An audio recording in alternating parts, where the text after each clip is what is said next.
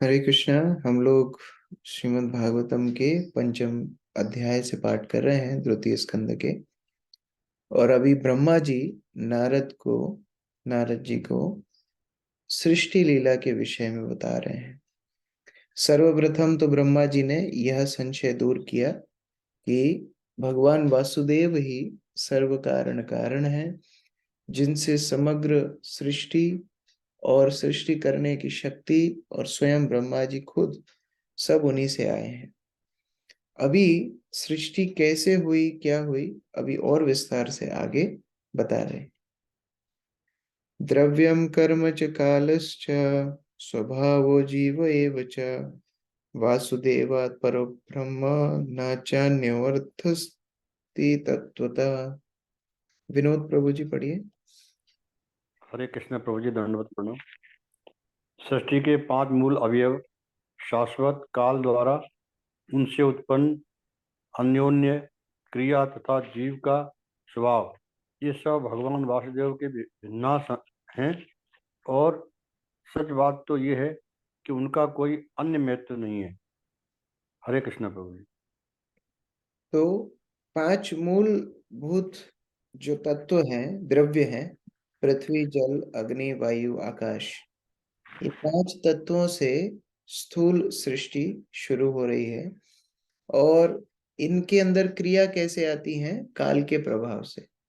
तो काल और इन क्रियाओं को करने के लिए निमित्त कौन बनता है? जीव। तो जीव, उनका स्वभाव, यह सब भगवान वासुदेव के भिन्न अंश हैं। भिन्न अंश मतलब जो अंश उनसे अलग हो गया। तो इस प्रकार से यह अंश भगवान वासुदेव से ही आते हैं। अगर ये अंश उनसे अपने आप को स्वतंत्र मानेंगे तो उनका कोई अस्तित्व नहीं रहेगा। इस प्रकार ब्रह्मा जी बता रहे हैं। अर्चना माता जी तात्पर्य पढ़िए। हरे कृष्ण प्रभु जी, दंडवत प्रणाम।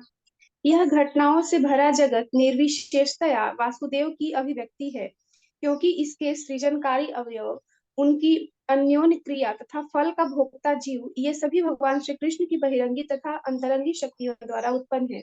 इसकी पुष्टि श्रीमद् भगवद गीता के 7वें अध्याय के 4 से 5वें श्लोक में हुई है। सारे अवयव यथा पृथ्वी, जल, अग्नि, वायु तथा आकाश एवं इन्हीं के साथ भौतिक पहचान की अवधारणा, बुद्धि तथा मन श्री भगवान की बहिरंगी शक्ति से उत्पन्न है। शाश्वत काल द्वारा निर्धारित इन स्थूल तथा सूक्ष्म अवयवों का भोग करने वाला जीव अंतरंगी शक्ति की उपज है, जिसे इस जगत में या वैकुंठ लोक में रहने की छूट है।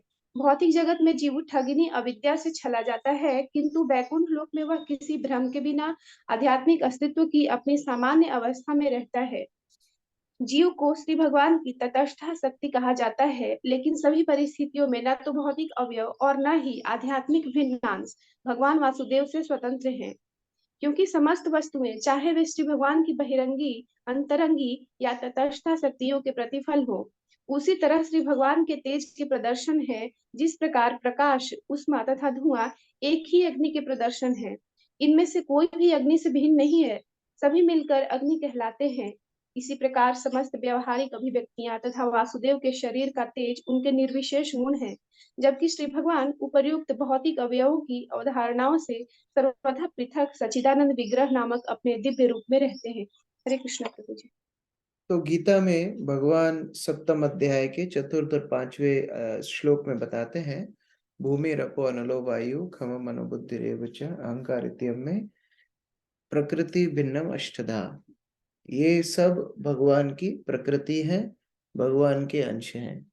और इनके ऊपर अपरिमितस्तु अन्नम प्रकृति विद्धि में परम जीव भूतो महाबाहो। जीव भी भगवान की प्रकृति है, भगवान से ही आए हैं। एक है भौतिक प्रकृति और जीव को बोला जाता है तटस्थ प्रकृति। जिस प्रकार तट पर स्थित, तट जल और थल के बीच का स्थान होता है, उसी प्रकार आध्यात्मिक और भौतिक के बीच में जीव है। जीव के पास में विकल्प रहता है कि वो चाहे भौतिक समाज, भौतिक संसार में रहे, चाहे वो आध्यात्मिक संसार में रहे। लेकिन ये सब भगवान से स्वतंत्र नहीं है, भगवान की शक्तियां ही हैं। जिस प्रकार अग्नि की उपस्थिति में प्रकाश होता है, ताप होता है, धुआं इत्यादि होता है। अग्नि नहीं तो प्रकाश और ताप भी नहीं। उसी प्रकार से भगवान की उपस्थिति, भगवान के ही कारण यह सब भौतिक भौतिक पदार्थ एवं जीव सबकी प्रकृति हुई है। अब जो आगे श्लोक बोल रहे हैं, यह सतयुग के वेद मंत्र हैं। आगे जो ब्रह्मा जी अभी श्लोक बोल रहे हैं, और बहुत ही विख्यात वेद मंत्र है जो ब्रह्मा जी नारद मुनि को बता रहे हैं। नारायण परा वेदा देव नारायण गजा नारायण परा लोका नारायण परा मखा। शकुन माता जी पढ़िए। हरे कृष्णा प्रभु जी, धन्यवाद प्रणाम। सारे वैदिक ग्रंथ परमेश्वर द्वारा बनाए गए हैं और उन्हीं के निमित्त हैं। देवता भी श्री भगवान के शरीर के अंगों के रूप में उन्हीं की सेवा के लिए हैं। विभिन्न लोक भी श्री भगवान के निमित्त हैं और विभिन्न यज्ञ उन्हीं को प्रसन्न करने के लिए संपन्न किए जाते हैं। हरे कृष्णा प्रभु। अभी फिर 4 वस्तुएं बताई जा रही हैं। किस प्रकार? नारायण परा वेदा, भगवान नारायण ही सभी वैदिक शास्त्रों के स्तोत्र हैं। देव नारायण गजा, भगवान के नारायण के अंगजा, अंगजा मतलब उनके अलग अलग अंग, शरीर के अंग अलग अलग देवता हैं। नारायण परालोका, सारे जो लोक हैं, सारे जितने भी ब्रह्मांड हैं, वह सब भगवान नारायण से आए हैं। और नारायण परामखा, सारे यज्ञों के स्तोत्र भगवान नारायण हैं। राहुल प्रभु तात्पर्य पढ़िए। हरे कृष्ण प्रभु जी, दंडवत प्रणाम। तात्पर्य: वेदांत सूत्र शास्त्रयोनित्वात् के अनुसार परमेश्वर समस्त शास्त्रों के रचयिता है और सारे शास्त्र इन्हीं परमेश्वर को जानने के लिए है। वेद का अर्थ है भगवान विषयक ज्ञान। वेदों की रचना बद्ध जीव की विस्मृत चेतना को जागरूक करने के लिए हुई, और ऐसा साहित्य जो इस चेतना को जागरूक करने वाला नहीं होता वह नारायण पर भक्तों द्वारा त्याज्य है। जिन ग्रंथों का लक्ष्य नारायण नहीं होता, ऐसे भ्रामक ग्रंथ ज्ञान नहीं है, अपितु उन कौवों के क्रीड़ा स्थल है जो विश्व भर का जूठन खाने में रुचि रखते हैं। ज्ञान, विज्ञान या कला के किसी भी ग्रंथ से नारायण का ज्ञान होना चाहिए, अन्यथा वह त्यागने योग्य है। ज्ञान की प्रगति का यही साधन है। परम पूज्य विग्रह नारायण है। पूजन के लिए देवताओं को नारायण से कौन स्थान प्रदान किया जाता है, क्योंकि देवता तो विश्व के कार्यों की व्यवस्था में सहायक होते हैं। जिस तरह किसी राज्य के अधिकारियों का आदर इसलिए होता है क्योंकि राजा से उनका संबंध है, उसी तरह देवताओं की पूजा भगवान के साथ उनके संबंध के कारण होती है। भगवान से संबंध न होने पर देवताओं की पूजा अनुचित है, अविधि पूर्वकम। ठीक उसी प्रकार जिस प्रकार की जड़ को न सींचकर वृक्ष की पत्तियों तथा टहनियों को सींचना। अतएव सारे देवता भी नारायण पर आश्रित है। यहाँ पर विभिन्न दोनों का प्रभुपाद विशेषता बता रहे हैं कि वैदिक शास्त्र भगवान नारायण के ऊपर स्थित है। नारायण परा वेदा का मतलब है कि जो शास्त्र भगवान नारायण तक पहुंचा दें वह शास्त्र ही प्रमाणित है। जो शास्त्रों से भगवान नारायण तक ना पहुंच पाए, इसका मतलब वो शास्त्र है ही नहीं। दूसरा बता रहे हैं देवी देवताओं के बारे में। जिस प्रकार देवी देवताओं की पूजा भगवान के भक्त रूप में होती है, वहां तक ठीक है। जैसे ही स्वतंत्र होने लगेगी, जैसे ही हम उनको भगवान समझने लगेंगे, वहां फिर चूक हो जाएगी। राकेश प्रभु आगे पढ़िए।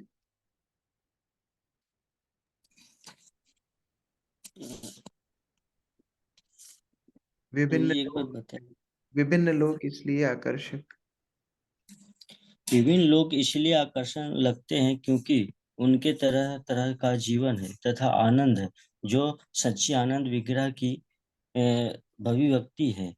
प्रत्येक व्यक्ति शाश्वत आनंद तथा ज्ञानमय जीवन चाहता है। भौतिक जगत में ऐसा आनंद तथा ज्ञानमय शाश्वत जीवन उच्च स्तर लोगों में ही संभव है, लेकिन वहां तक पहुंचने पर वह भगवत धाम जाने के लिए उन्मुख हो सकता है। जीवन की अवधि आयु भी आनंद तथा ज्ञान की मात्रा के अनुपात में एक लोक से दूसरे लोक में अधिक हो सकती है। विभिन्न लोकों में जीव की आयु हजारों लाखों साल तक बढ़ सकती है, किंतु कहीं भी शाश्वत जीवन नहीं है। किंतु जो व्यक्ति सर्वोच्च लोक अर्थात ब्रह्मा लोक तक पहुंच जाता है वह वैकुंठ लोक जाने की कामना कर सकता है।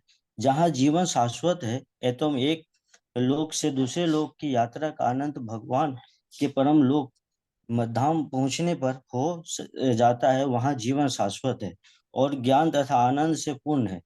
जितने सारे यज्ञ किए जाते हैं वे भगवान नारायण के प्रसन्न करने उन तक पहुंचने के लिए होते हैं और इस कलयुग के लिए इस सर्वश्रेष्ठ यज्ञ है कि संतुष्टि की जाती है। यह संकीर्तन यज्ञ है जो नारायण पर भक्त की भक्तिमय सेवा का मूलाधार है।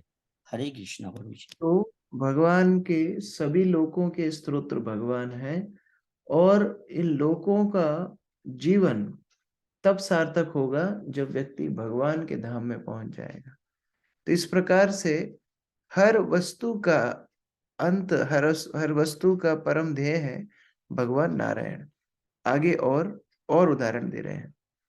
नारायण परा योगो नारायण परम तपा नारायणम परज्ञानम नारायण परा गति। योगिता माता जी पढ़िए। हरे कृष्ण प्रभु जी, दंड प्रणाम। सभी प्रकार के ध्यान या योग नारायण की अनुभूति प्राप्त करने के लिए है। सारी तपस्याओं का लक्ष्य नारायण को प्राप्त करने के निमित्त है। दिव्य ज्ञान का सर्वध नारायण की झलक प्राप्त करने के लिए है और चरम मोक्ष तो नारायण के धाम में प्रवेश करने के लिए है। हरे कृष्ण। ये सब आप नाम लिख सकते हैं। योगो तपः ज्ञानम गति, ऊपर भी 4 बताए थे। वेद, देव, लोक, मखा। तो इस प्रकार से ये सब नारायण पर आश्रित हैं। जैसे अलग अलग योगिक क्रियाएं, अष्टांग योग, इनका अंतिम लक्ष्य नारायण है। तपः, तपस्या का अंतिम लक्ष्य नारायण है। ज्ञान का अंतिम लक्ष्य नारायण है। और गति मतलब मोक्ष, मोक्ष का अंतिम लक्ष्य नारायण है। दीपिका माता जी तात्पर्य पढ़िए। हरे कृष्ण प्रभु जी, दंड प्रणाम। तात्पर्य श्रील प्रभुपाद की जय। ध्यान योग की 2 पद्धतियां हैं, अष्टांग योग तथा सांख्य योग। अष्टांग योग मन को एकाग्र करने का अभ्यास है, जिसमें ध्यान, धारण, आसन, प्राणायाम इत्यादि की विधियों से अपने आप को समस्त व्यवस्थाओं में मुक्त कर लिया जाता है। सांख्य योग क्षणिक है और सत्य का अंतर बताने वाला है, लेकिन दोनों ही पद्धतियां अंतोगत्वा निर्विशेष ब्रह्म की अनुभूति के लिए है, जो भगवान नारायण की आंशिक अभिव्यक्ति है। जैसा कि हम पहले कह चुके हैं, निर्विशेष ब्रह्म श्री भगवान का अंश मात्र है। निर्विशेष ब्रह्म साक्षात श्री भगवान पर स्थित है। फलस्वरूप ब्रह्म पुरुषोत्तम श्री भगवान का महिमा गायन है। इसकी पुष्टि श्रीमद् भगवद गीता तथा मत्स्य पुराण दोनों से होती है। गति शब्द परम गंतव्य या मोक्ष की अंतिम स्थिति का सूचक है। निर्विशेष ब्रह्म ज्योति से तदात्म परम मोक्ष नहीं है, इससे तो श्रेष्ठ है अनंत वैकुंठ ग्रहों में से किसी एक में श्री भगवान के भव संगति। अतः निष्कर्ष यह निकलता है कि नारायण या श्री भगवान सभी प्रकार के योग पद्धतियों तथा सभी प्रकार के मोक्ष के परम लक्ष्य है। हरे कृष्ण। कोई यदि ज्ञान मार्ग में जाए, चाहे योग मार्ग में जाए, उपासना मार्ग में जाए, अंतिम गति भगवान नारायण है। तो इस प्रकार ब्रह्मा जी यह वेदों के वाक्य बता रहे हैं और उस प्रकार नारद मुनि को भगवान नारायण की श्रेष्ठतम स्थिति का परिचय दे रहे हैं। तपस्यापि दृष्टुरीशस्य कुटस्यखिलात्मना सृज्यं सृजामि सृष्टोऽहम् ईश्वैवाभिचोदितः। पायल माता जी पढ़िए। हरे कृष्ण प्रभु जी।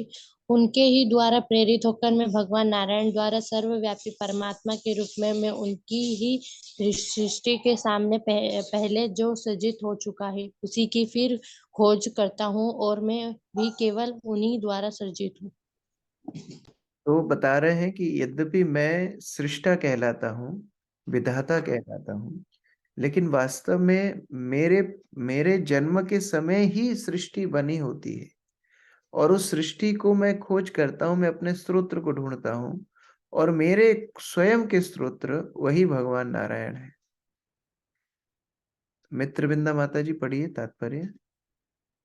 हरे कृष्ण प्रभु जी, धन्यवाद करता हूँ। ब्रह्मांड के सृष्टा ब्रह्मा जी भी स्वीकार करते हैं कि वे असली सृष्टा नहीं है, अपितु भगवान नारायण द्वारा प्रेरणा प्राप्त है।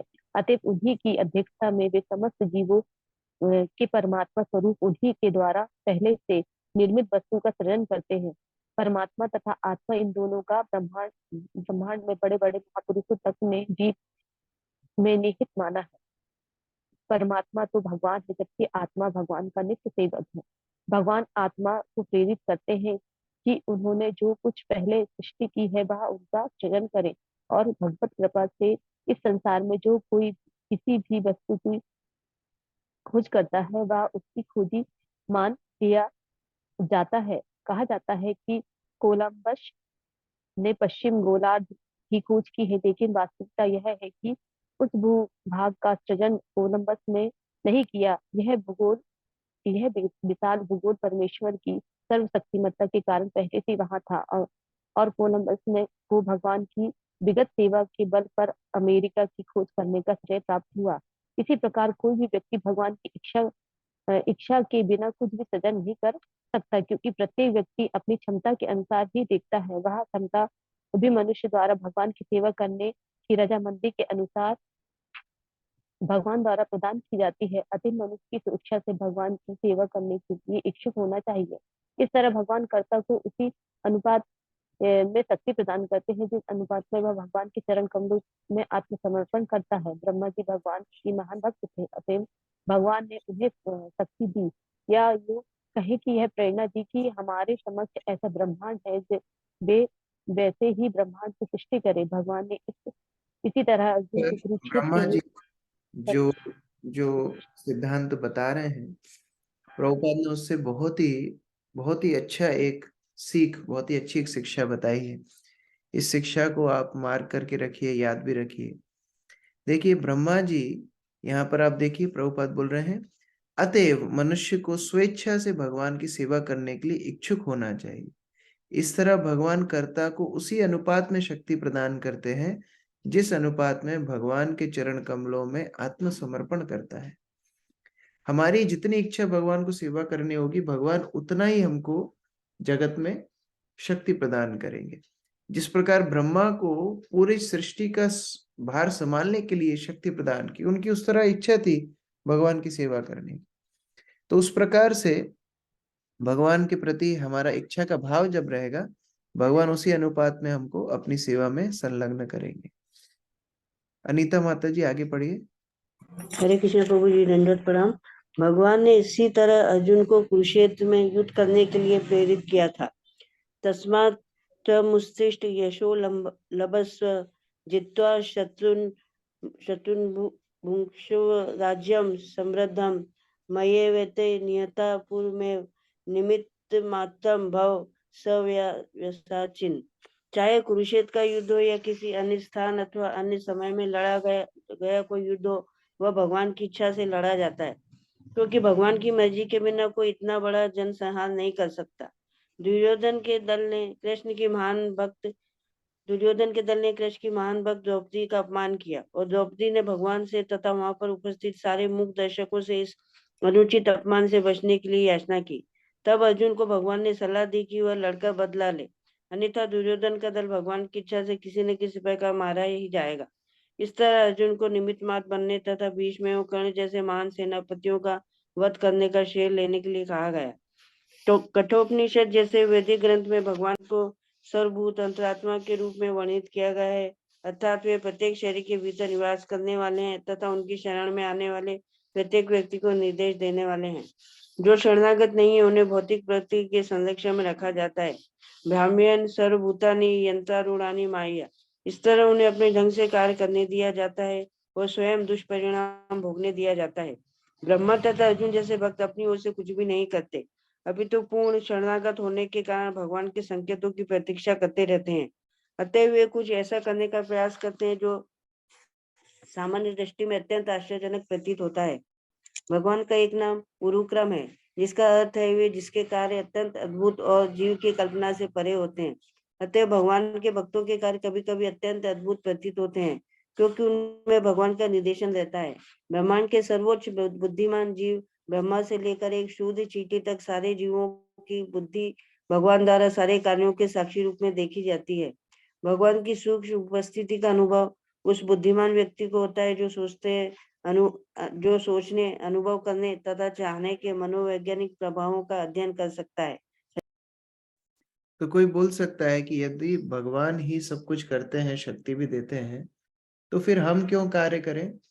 क्योंकि भगवान अपने भक्तों को वश्रेय देना चाहते हैं। निमित्त मात्रम भव सव्यसाची। अर्जुन को भगवान गीता में बोलते हैं कि देखो, दुर्योधन के पाप कृत्य की वजह से उनका वध तो होने ही वाला है। अब तुम यदि युद्ध लड़ोगे तो तुम्हें वह श्रेय मिल जाएगा। तुम मेरे लिए निमित्त बनो। उसी प्रकार से जीवात्मा जब भगवान की सेवा में संलग्न होता है, वह अपने जीवन को सफल बना लेता है। भगवान तो अपने कार्य अपनी शक्ति के माध्यम से सिद्ध कर ही सकते हैं, लेकिन जब हम उनकी सेवा में संलग्न होते हैं तो निमित्त बना के भगवान जो सेवा कराते हैं उससे हमारा जीवन धन्य होता है। तो इसीलिए भक्तों को यह समझ रख के भगवान की सेवा में संलग्न होना चाहिए। सत्वं रजस्तमैति निर्गुणस्य गुणस्त्रया स्थिति सर्ग निरोधेषु गृहीता मायया विभो। अजय प्रभु पढ़िए। हरे कृष्णा प्रभु जी, धन्यवाद प्रणाम। परमेश्वर अपने शुद्ध आध्यात्मिक रूप में सारे भौतिक गुणों से परे होते हैं, फिर भी भौतिक जगत के सृजन, उसके पालन तथा संहार के लिए वे अपनी बहिरंगी शक्ति के माध्यम से प्रकृति के गुणों को, सतो रजो तथा तमो गुणों को स्वीकार करते हैं। तो यद्यपि भगवान अपनी सृष्टि से अलग है, जैसे कोई भोजन बनाता है तो वो भोजन से अलग है, उसी प्रकार से परमेश्वर सृष्टि की रक्षा करते हैं, सृष्टि की रचना करते हैं, लेकिन वो सृष्टि से पृथक रहते हैं। लेकिन अब उस सृष्टि को चलाना है, उसके लिए उनकी जरूरत पड़ती है। इसलिए वो सतो रजो तमो गुणों को नियंत्रण करने के लिए इस पृथ्वी में गुण अवतार लेते हैं। हमने प्रथम स्कंद में इन गुण अवतारों को विस्तृत रूप से पढ़ा था, ब्रह्मा, विष्णु और महेश्वर। ये गुण अवतार लेकर के भगवान इन पृथ्वी के कार्य को संचालन करते हैं। मुकुल प्रभु तात्पर्य पढ़ो। हरे कृष्णा प्रभु, दंडवत प्रणाम। परमेश्वर इस बहिरंगा शक्ति के स्वामी है जो सतो रजो तमो इन तीनों गुणों द्वारा व्यक्त होती है, और इस शक्ति के स्वामी होने के कारण वे कभी इस मोहक शक्ति से प्रभावित नहीं होती।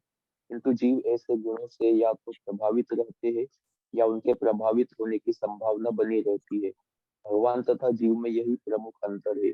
यद्यपि मूलतः गुणात्मक दृष्टि से भगवान से एक है, किंतु जीव इन गुणों द्वारा प्रभावित होते रहते हैं। दूसरे शब्दों में ये भौतिक गुण भगवान की बहिरंगा शक्ति से उत्पन्न होने के कारण निश्चय ही भगवान से संबंधित होते हैं, लेकिन ये संबंध स्वामी तथा दास जैसा होता है। परमेश्वर भौतिक शक्ति के नियामक है, किंतु सारे जीव भौतिक जगत में फंसे होने के कारण न स्वामी है न नियामक। प्रत्युत वे ऐसी शक्ति द्वारा नियंत्रित होते हैं या उसके अधीन हो जाते हैं। वास्तव में भगवान अपनी अंतरंगा या आध्यात्मिक शक्ति से उसी प्रकार नित्य प्रकट रहते हैं जिस तरह स्वच्छ आकाश में सूर्य तथा उसकी किरणें प्रकट होती है। लेकिन कभी कभी वे भौतिक शक्ति उत्पन्न करते हैं। जिस तरह सूर्य निर्मल आकाश में बादल उत्पन्न कर देता है, जिस प्रकार सूर्य बादल के टुकड़े से अप्रभावित रहता है, उसी प्रकार अनंत भगवान भौतिक शक्ति के धब्बे से जो कभी कभी भगवान की ब्रह्म ज्योति की किरणों के असीम विस्तार में प्रकट हो जाता है, अप्रभावित रहते हैं।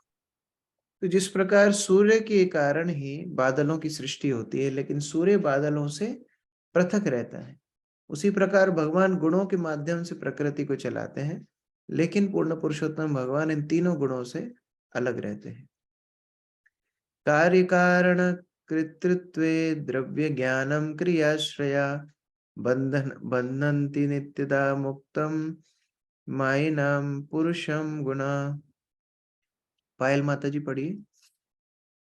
हरे कृष्ण प्रभु जी। भौतिक प्रकृति के ये तीन गुण आगे चलकर पदार्थ ज्ञान तथा क्रियाओं के रूप में प्रकट होकर दिव्य जीव को कार्य कारण से प्रतिबंधों के अंतर्गत डाल देते हैं और ऐसे कार्य के लिए उत्तरदायी बन जाते हैं। तो ये 3 गुण वास्तव में भगवान की बहिरंगा शक्ति के मुख्य अंग हैं। इन 3 गुणों के माध्यम से ही फिर भौतिक संसार में जीव क्रियाशील होता है। प्रकृति क्रियमाणानि गुणैः कर्माणि सर्वशः अहंकार विमूढ़ात्मा कर्ताहमिति मन्यते। गीता में भगवान बताए 3 गुणों के प्रभाव से ही व्यक्ति जीव बाध्य रहता है इस भौतिक संसार में कार्य करने के लिए। तात्पर्य रंजना माता जी पढ़िए।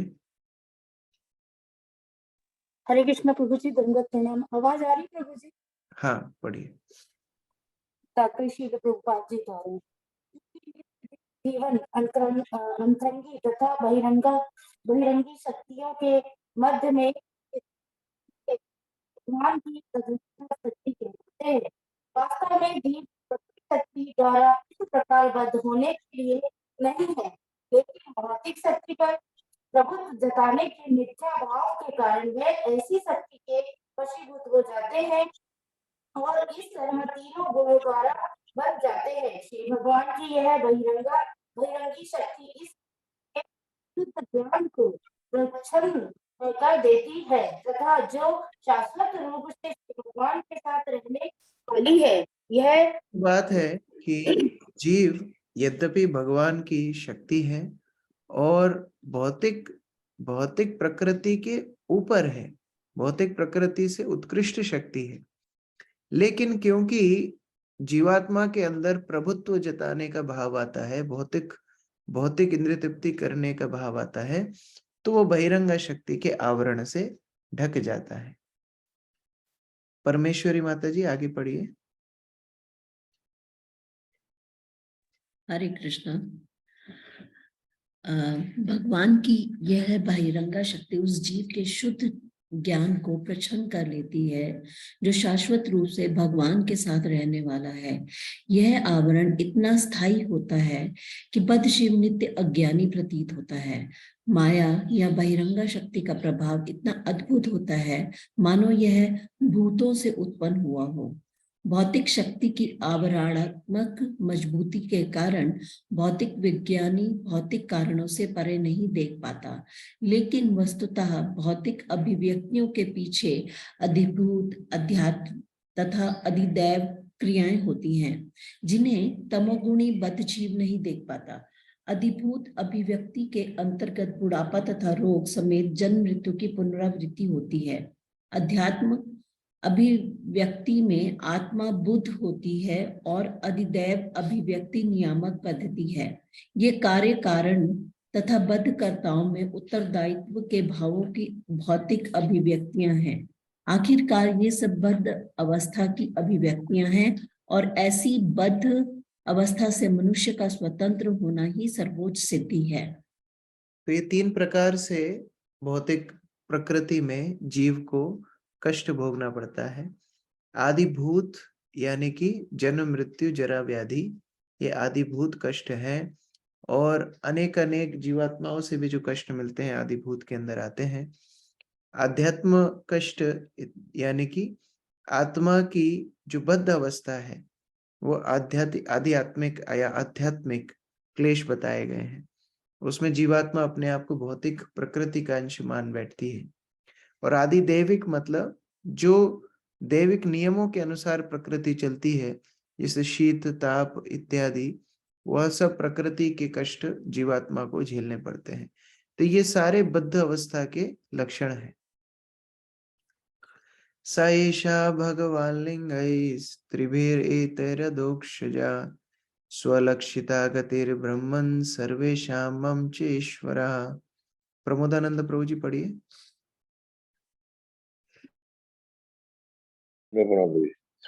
हे ब्राह्मण नारद, परम दृष्टा दिव्य भगवान पृथ्वी के उपयुक्त प्रकृति के तीनों गुणों के कारण जीवों की भौतिक इंद्रियों की अनुभूति से परे है, लेकिन वे मुझ समेत सबों के नियंता है। हरे कृष्ण।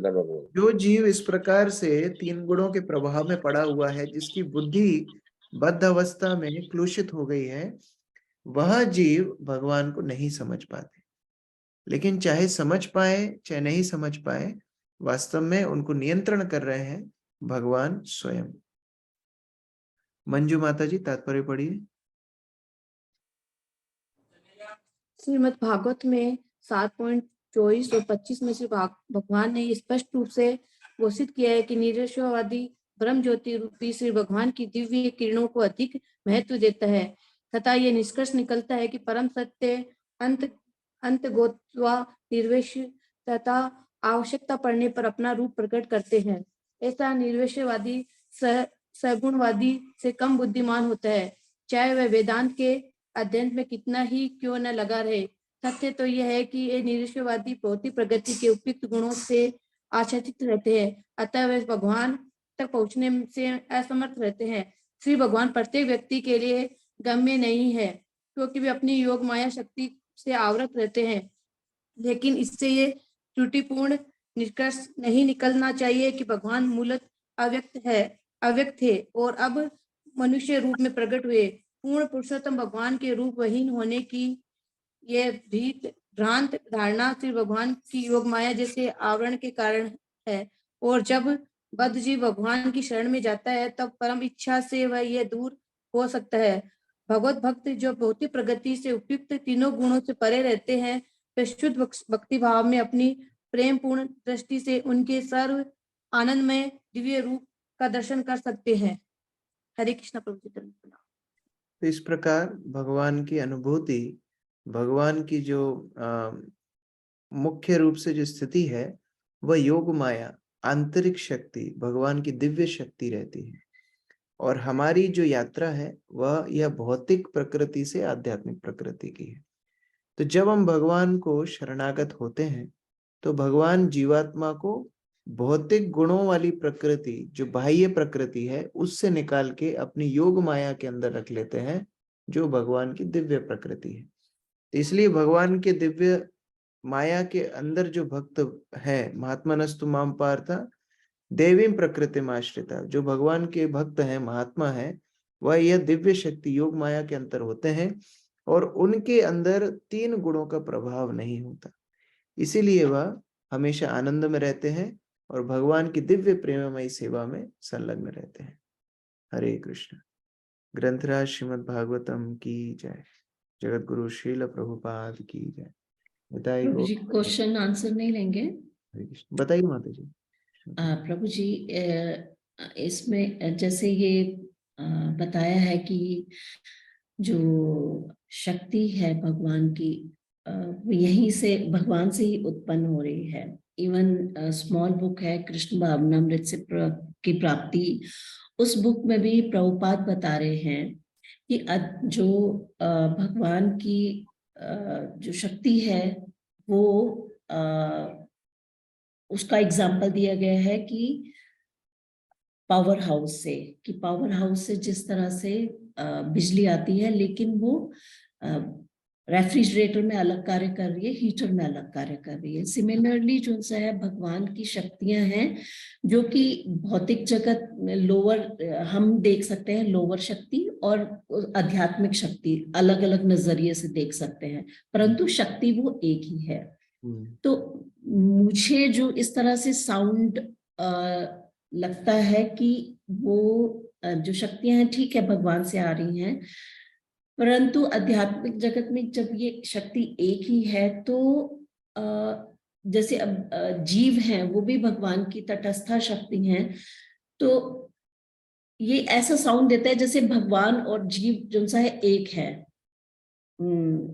कैसे इसको समझ सकते हैं कि दोनों के जो इंडिविजुअल्स हैं, मीन्स मैं क्वेश्चन प्रॉपर फ्रेम कर पा रही हूँ? इसका उदाहरण आज हमने पढ़ा, अग्नि का उदाहरण बहुत अच्छे से दिया है। अग्नि जहां होती है वहां पर प्रकाश और ऊष्मा होती है। अब ऊष्मा और प्रकाश का अपना अस्तित्व है, उनको अग्नि नहीं बोल सकते हैं जी, लेकिन क्या अग्नि के बिना प्रकाश और ऊष्मा होगी? नहीं होगी। लेकिन जहां अग्नि होगी वहां प्रकाश और ऊष्मा अपने आप हो जाएगी।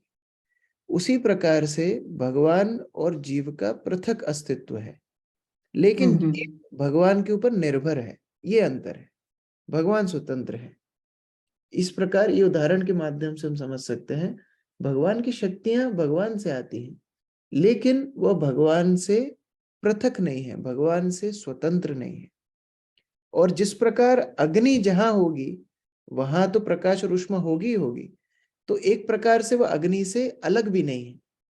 तो ये कहने में गलत नहीं है कि भगवान की शक्तियां भगवान से अलग नहीं है, लेकिन स्वतंत्र भी नहीं है। तो ये दोनों बातें उस उदाहरण से बहुत अच्छे से हम समझ सकते हैं जो आज प्रभुपाद ने बताया। जी प्रभु, थैंक यू सो मच प्रभु। रेखा माता जी। हरे कृष्णा प्रभु जी, तटस्थता प्रकृति के बारे में दोबारा बता दीजिएगा। किसके बारे में? तटस्थ प्रकृति। तटस्थ, तटस्थ मतलब तट पर। जैसे हम लोग चर्चा करते हैं कि नदी का जो तट है वो क्या जमीन पर है या पानी में है? दोनों है, क्योंकि उसमें कभी कभी जल आएगा, कभी कभी वो स्थान सूख जाएगा, तो वो सूखा भी है, गीला भी है। उसी प्रकार से जीवात्मा कभी कभी अपनी स्वतंत्र इच्छा का दुरुपयोग करके भौतिक प्रकृति के अधीनस्थ आता है, जैसे कि हम लोग बद्ध अवस्था में हैं। और जब वो जीव भगवान को शरणागत हो जाता है तो वह भगवान की दिव्य योग माया के अंदर चला जाता है, तो तब वो दैवी प्रकृति के आश्रय में चला जाता है, जैसे कि भगवत धाम। तो इस प्रकार से जीव के पास दोनों विकल्प खुले होते हैं, इसलिए जीव को भगवान की तटस्थ शक्ति बोला जाता है। ठीक है जी प्रभु जी, एक भगवान का नाम है मुरारी, ये किस हिसाब से है? मतलब हर चीज का एक लॉजिक होता है कि उनका ये नाम। अरि शब्द का अर्थ होता है शत्रु, अरि का अर्थ होता है शत्रु। और मुरा एक दानव था जिसने भगवान के ऊपर आक्रमण किया था। मुरा का वध करने वाले मुरा के शत्रु मुरारी, वहां से भगवान का नाम मुरारी पड़ा। जी धन्यवाद। अजय प्रभु। हरे कृष्ण प्रभु जी, धन्यवाद प्रणाम। प्रभु जी, जैसे इसमें आता है कि अर्जुन को कुरुक्षेत्र में युद्ध करने के लिए भगवान ने प्रेरित किया और से वह निमित्त मात्र थे, जो भगवान की इच्छा से उन्होंने युद्ध किया। हाँ। तो प्रभु जी, यदि हम अपने जीवन काल में कोई कर्म करते हैं और हमें कैसे मालूम पड़ेगा कि हम स्वतंत्र रूप से कर रहे हैं या इसमें भगवान की इच्छा है, या जिसके कारण हम पाप या पुण्य करते हैं? साधु गुरु शास्त्र, ये तीन मुख्य हमारे निर्देशन के लिए भगवान ने व्यवस्था की है। साधु गुरु शास्त्र, इनसे पूछना चाहिए कि क्या यह कार्य मेरे लिए करणीय है या नहीं। यदि शास्त्र सम्मत है, साधुओं की सम्मति है, गुरु का निर्देश है, तो वह भगवान का कार्य है, फिर उसमें कर्म बंधन नहीं होगा। अगर ये तीनों के विपरीत है, निषिद्ध कर्म है, तो फिर वो कर्म बंधन का कारण है। ठीक है, क्रिया एक जैसी दिख सकती है, जैसे युद्ध बहुत सारे लोगों ने किया, लेकिन अर्जुन ने भगवान की इच्छा से की, इसलिए वो भगवान के निमित्त बन के भक्ति कहलाई, और बाकी लोगों के लिए कर्म बंधन हुआ। ठीक है, हरे कृष्ण। सागरिका माता जी।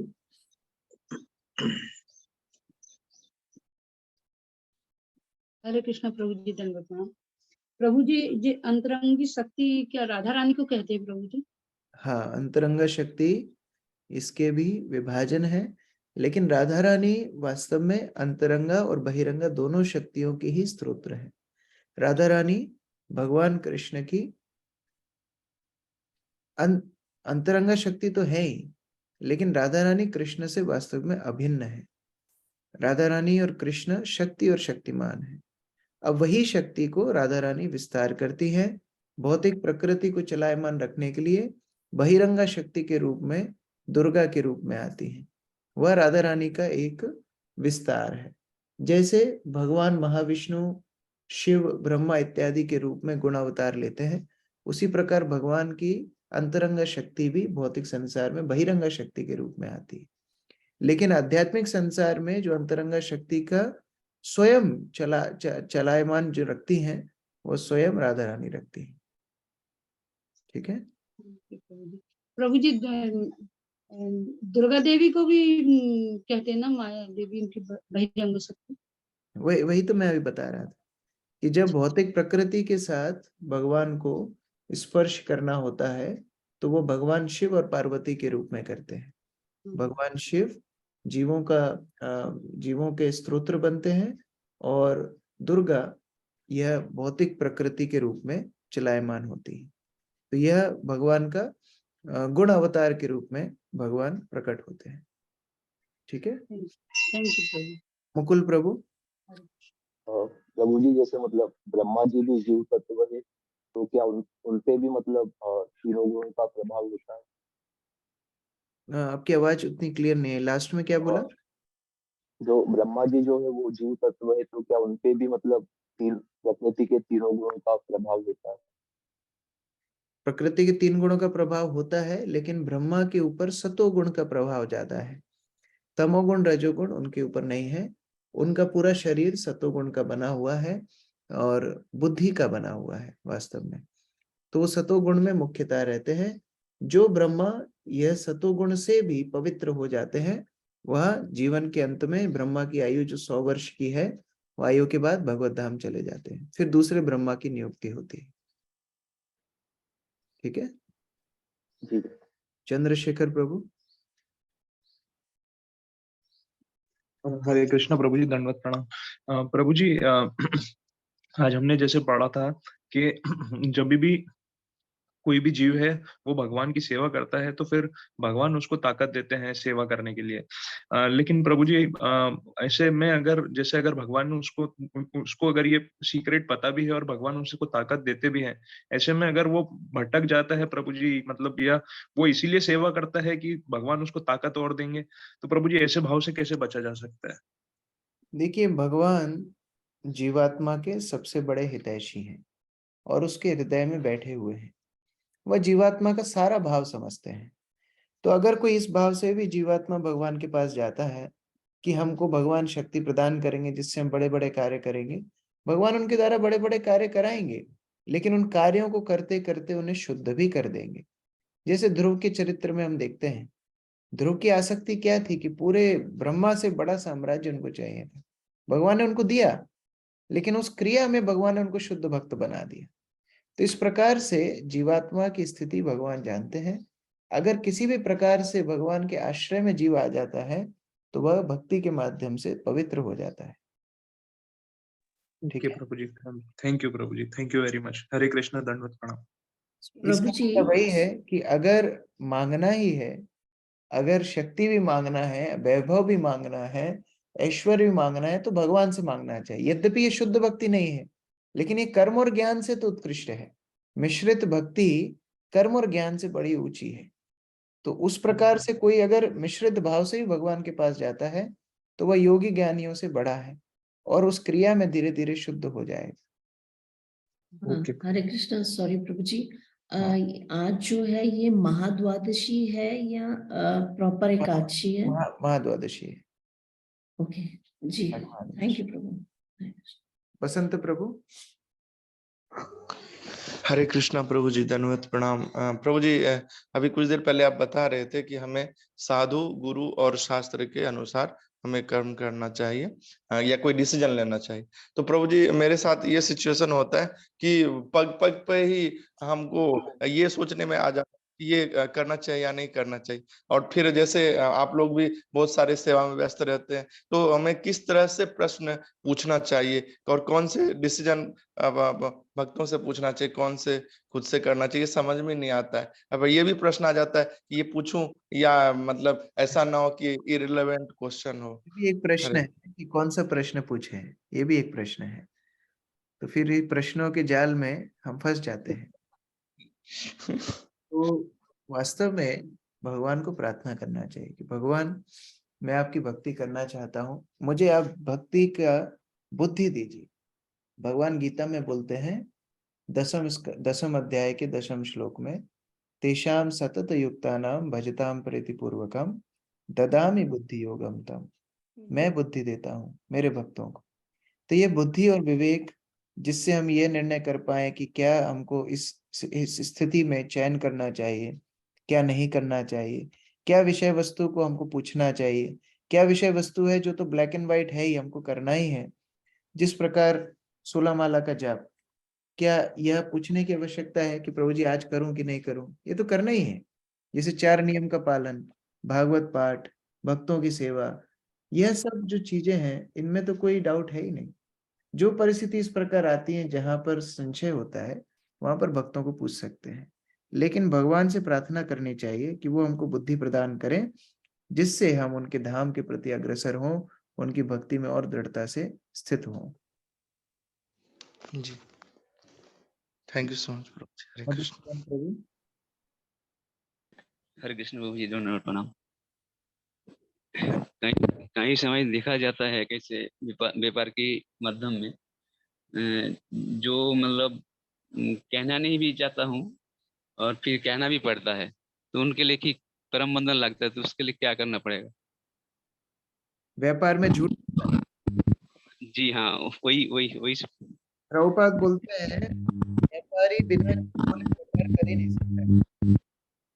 प्रभुपाद इस तरह अपनी पुस्तक में बोलते हैं, बिना झूठ बोले व्यापारी व्यापार कर ही नहीं सकता है। उसको झूठ बोलना ही पड़ेगा। उसका कितना ही करीबी रिश्तेदार आ जाए, वो उसको बोलता है अरे आपसे हम थोड़ी मुनाफा लेंगे, फिर भी मुनाफा जोड़ के ही बोलता है, वो बिना मुनाफा देता ही नहीं। तो इस प्रकार व्यापार में या कोई भी कर्म में, अभी जॉब करेंगे, कुछ भी करेंगे, वहां कुछ ना कुछ मिश्रित कर्म फल तो है ही। इसीलिए भगवान बोलते हैं कि मेरी भक्ति, शुद्ध भक्ति करो, जिससे कर्म फल से मुक्त रहोगे। हम सोच सकते हैं कि अरे हमने तो किसी का कोई बुरा किया नहीं, हमने तो कोई कर्म फल, हमने तो कोई पाप किया नहीं। भौतिक संसार में सांस लेना भी कर्म फल है, वहां भी हमारा पाप हो रहा है। इसलिए भगवान की भक्ति जब तक जीवात्मा करता रहेगा, वह दिव्य प्रकृति के आश्रय में रहेगा और इन पाप तत्वों से, इन पाप क्रियाओं से प्रभावित नहीं होगा। ठीक है, अजय प्रभु। हरे कृष्णा प्रभु जी, दंडवत प्रणाम।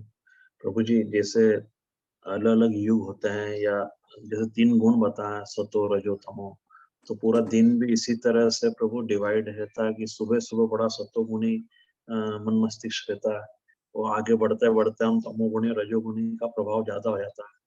तो प्रभु जी, किसी दिन ऐसा होता है कि हम संतों का संग होता है, मंदिर जाते हैं, तो पूरा दिन बड़ा आनंद में रहता है। पर अन्य दिनों में ऐसा होता है जब हम भौतिक जीवन में, गृहस्थ में से कलमश में उलझ जाते हैं, तो प्रभु जी उसको कैसे हम अपना दिन भर का सतोगुणी रूप में रह सकता है? प्रयास करना चाहिए कि कम से कम, अगर शारीरिक रूप से नहीं जा पा रहे हैं, तो कम से कम घर में सुबह उठ के भगवान का नाम जप करना, भागवत पाठ करना, ये कम से कम करना चाहिए। इससे आपका पूरा दिन फिर आध्यात्मिक चिंतन में निकलेगा।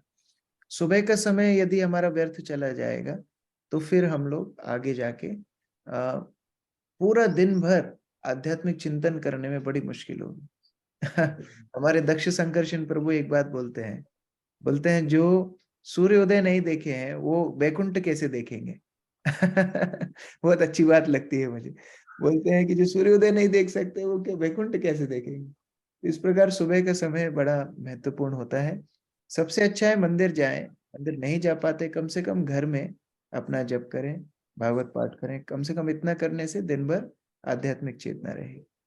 और प्रभु जी, जैसे अभी आपका लेक्चर हुआ, पूजन अर्चा वगैरह वगैरह सब हम 4 बजे उठते हैं, तो अब जैसे दुकानदारी में लग जाते हैं, उसके ऐसे पूरा दिन कहाँ जाता मालूम नहीं पड़ता। वो सब ऐसे मतलब भौतिक चीजों में ऐसे उलझ जाते हैं कि सारा अध्यात्म एक तरफ हो जाता है, वो सारा कलमश शुरू हो जाता है। प्रेरणा लेनी चाहिए कि जल्दी जल्दी वानप्रस्थ की तैयारी करना है। अभी जिम्मेदारियां,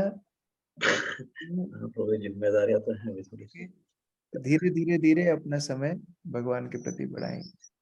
जी प्रभु, थैंक यू। हरे कृष्णा। मंजू माता जी। प्रभु जी, मनुष्य न चाहते हुए भी पाप कर्म क्यों करता है? भगवान को अर्जुन यही प्रश्न पूछते हैं। भगवान बताते हैं कि यह रजोगुण के प्रभाव से होता है। काम, क्रोध, लोभ, यह सब रजोगुण से प्रादुर्भाव होते हैं और उनके बल से व्यक्ति पाप कृत्य करता है। तो जैसे ये प्रश्न इस तरह है, मान लीजिए आप बाहर बारिश में निकलेंगे तो ना चाहते हुए भी भीग जाएंगे।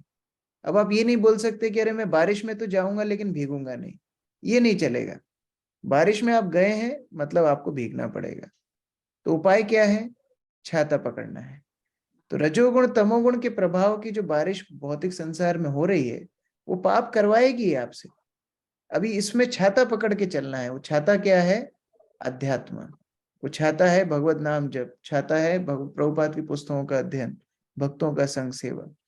जब इस चिंतन में हम जाएंगे तो फिर रजोगुण तमोगुण का प्रभाव नहीं होगा और तब पाप कृत्य से जीवात्मा अपने आप मुक्त हो जाता है। लास्ट क्वेश्चन मुकुल प्रभु। प्रभु जी जैसे मतलब सुबह जब हम उठते हैं तो मतलब एकदम मतलब उत्साह नहीं रहता, वो मतलब कि हमें नाम जप करना है, ये तो मन हमें प्रलोभन में फंसा लेता है कि थोड़ी देर हो सो जाओ, मतलब बाद में नाम जप कर लेते। वो स्थिति केवल बाथरूम में जाकर के पानी डालने तक रहती है बस। अगर आपने उतना युद्ध अपने आप से कर लिया कि बिस्तर से उठ के बाथरूम में जाके नहा लिए, बस जल के अंदर यह शक्ति है। जल जैसे ही किसी स्थान को स्पर्श करता है उसको पवित्र कर देता है। इसलिए हम कपड़े धोते हैं, पोंछा लगाते हैं, यह सब क्यों करते हैं? इससे स्थान क्रिया इत्यादि शुद्ध हो जाती। आचमन करते हैं, कुल्ला करते हैं, तो जल के अंदर वो शक्ति भगवान ने दी है। तो जैसे ही आप जाकर के स्नान कर लेंगे फिर वो भाव नहीं आएगा। फिर ये भाव आएगा कि अरे अब मैं अपना जप कर लेता हूँ, अब मैं अपने आध्यात्मिक जितनी भी क्रिया हैं वो कर लेता हूँ। तो उतना ही संघर्ष है बस, बिस्तर से बाथरूम में जाकर के नहाने तक। बाथरूम में जाकर के फिर वापस आने को भी नहीं, बाथरूम में जाके नहाने तक, यह उतना संघर्ष हमको करना पड़ेगा। ठीक है। श्रील प्रभुपाद की जय। ग्रंथराज श्रीमद् भागवतम की जय। कैलाश प्रभु थैंक यू। हरे कृष्ण। प्रभु की तबीयत ठीक नहीं है फिर भी सुबह उठे हैं भागवत पाठ। हरे कृष्ण।